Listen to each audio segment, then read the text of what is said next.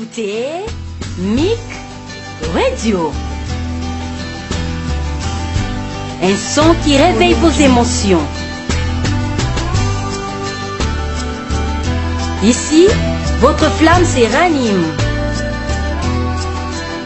Mic Radio, les tam-tams de l'éternel.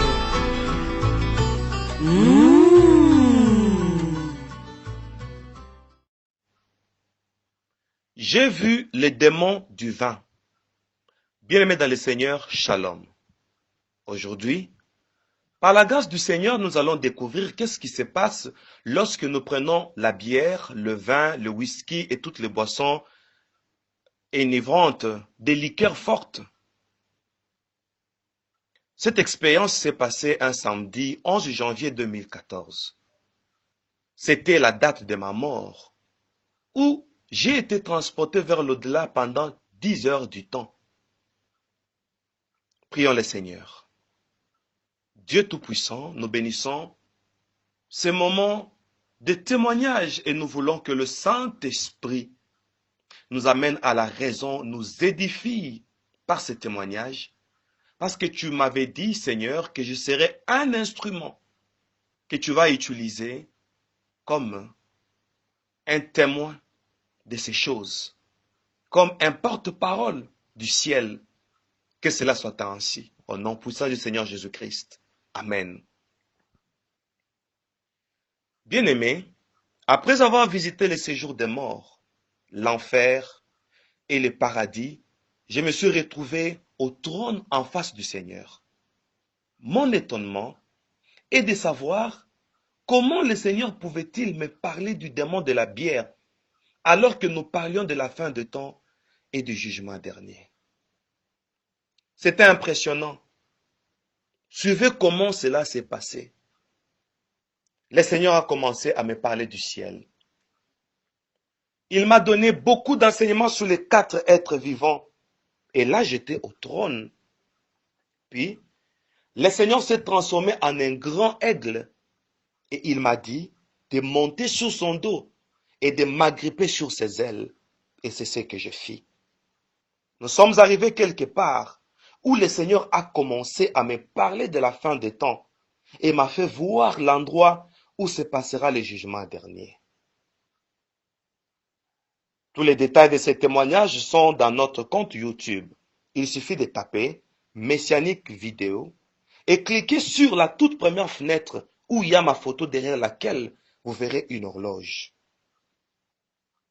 Bien-aimés dans le Seigneur, notre vol avec le Seigneur a continué. De là, nous avons pris une direction inconnue vers la forêt et j'ai vu un lion en train de marcher. Le Seigneur m'a posé une question.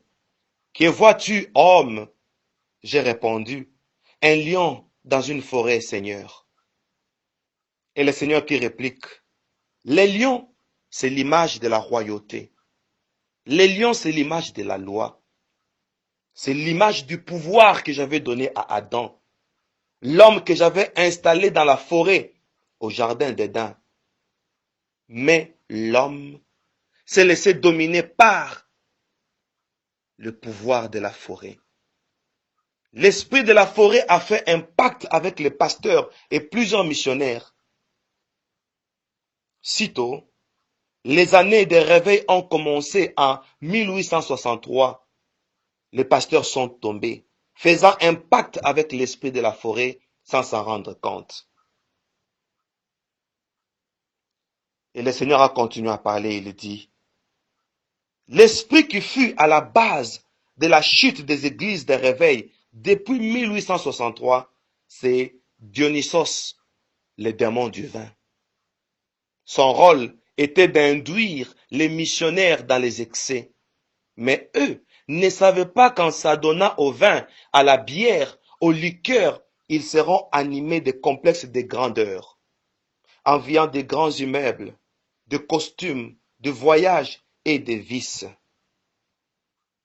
En prenant les boissons alcoolisées, leurs esprits s'étaient affaiblis jusqu'à être sollicités dans l'occultisme.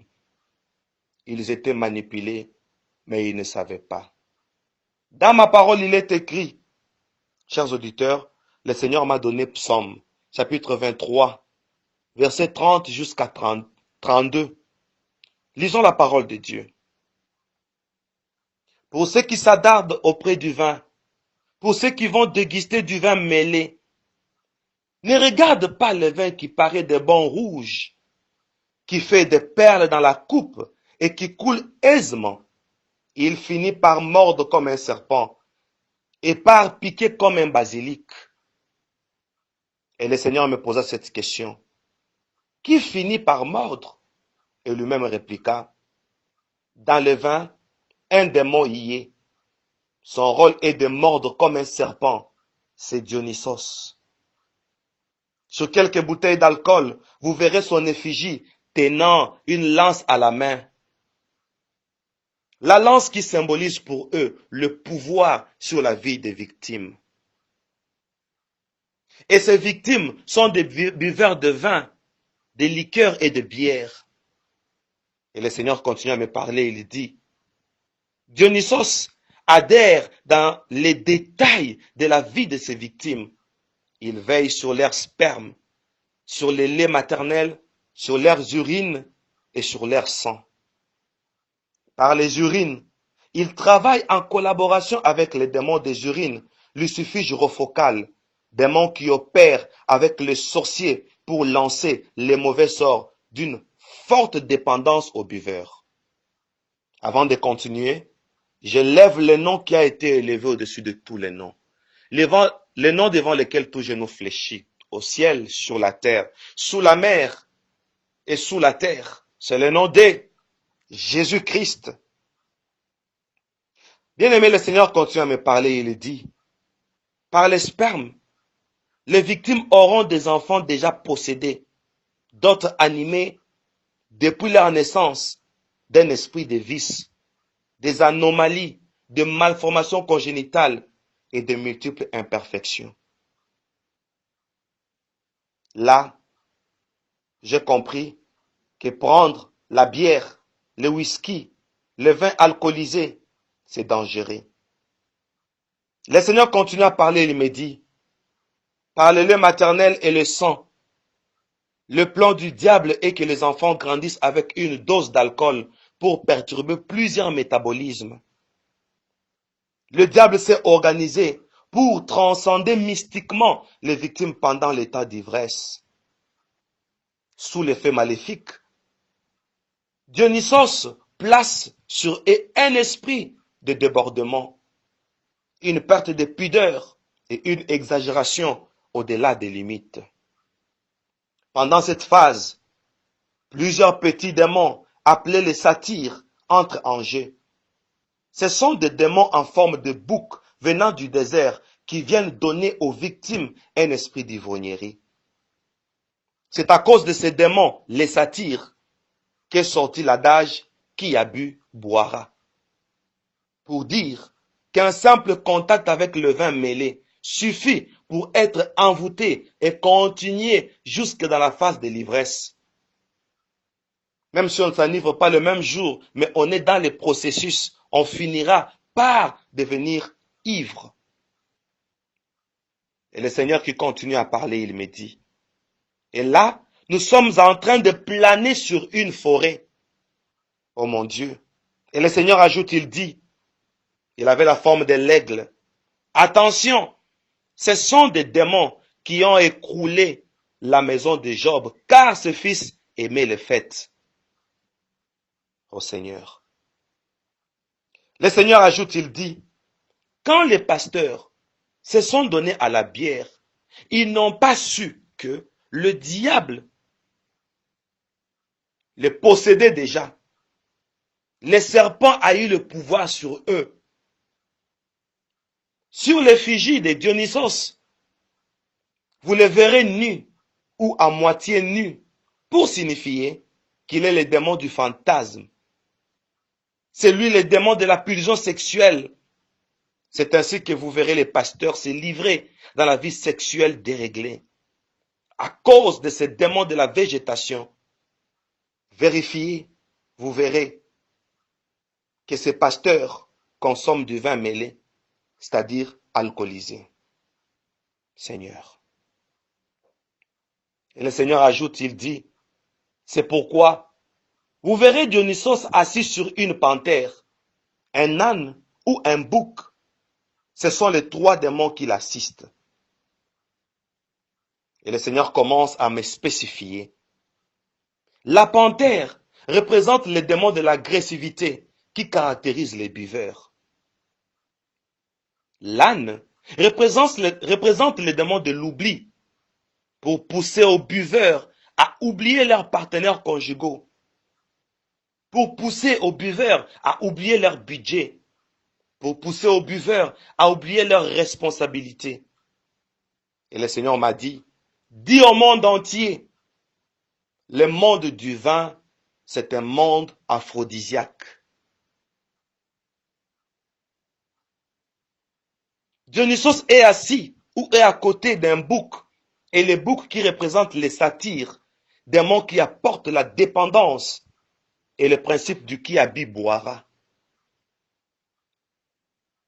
Chers auditeurs, le Seigneur m'a donné le deuxième passage biblique qu'il a lui-même expliqué.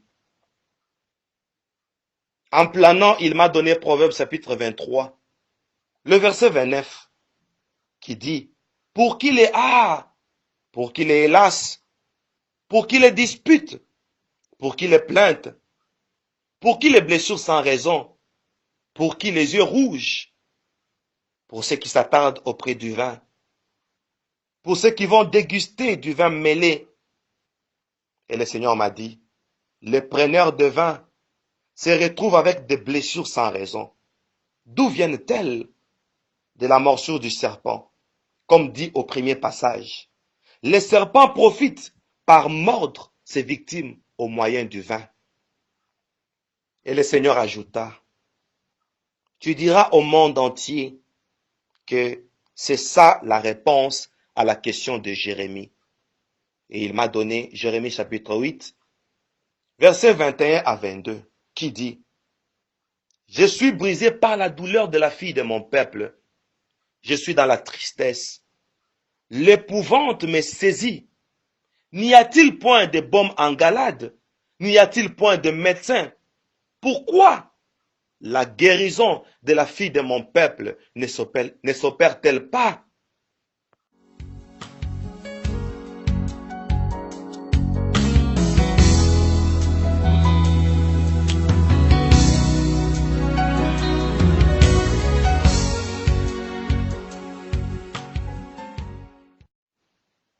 Bien-aimé dans le Seigneur, après cela, il m'a été donné Jérémie chapitre 15, verset 18, qui dit, pourquoi ma souffrance est-elle continuelle? Pourquoi ma plaie est-elle douloureuse? Et ne veut-elle pas se guérir? Bien-aimé, ainsi dit le Seigneur, la prophétie parle de la plaie sans médecin.